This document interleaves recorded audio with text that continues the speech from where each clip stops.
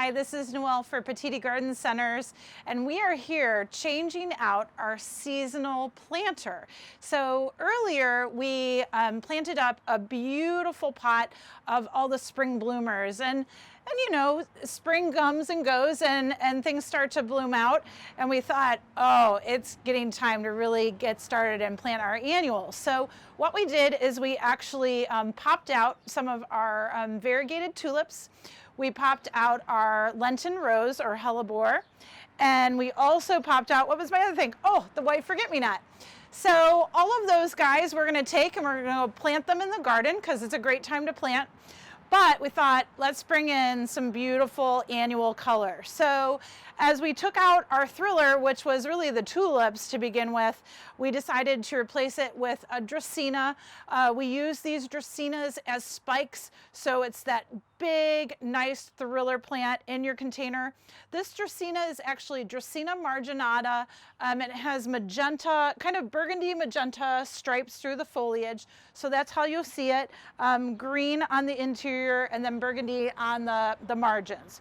And then we also decided to use a beautiful osteospermum.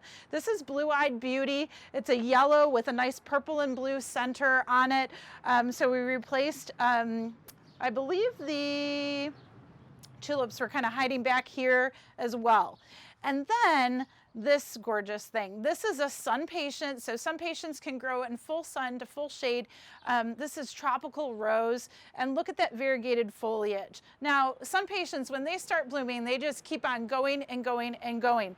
So I kind of moved the sun patient closer to the middle of the pot because she'll just keep on branching and filling out. So pretty soon, what I think she'll do is move over top this viola. So this viola still has a little bit more bloom power to it. It hasn't gotten too hot yet, so you'll still see flowers on the viola, but I think this would be the next thing that you would pop out and let that sun patient just keep on growing. When we were done planting, so thriller, we added 2 new fillers, if you will.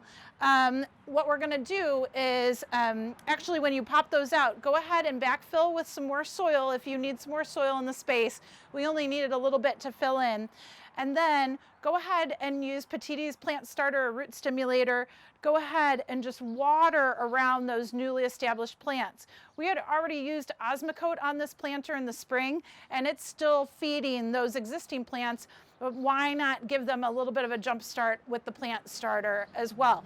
When you're done finished watering, you're ready to go and enjoy.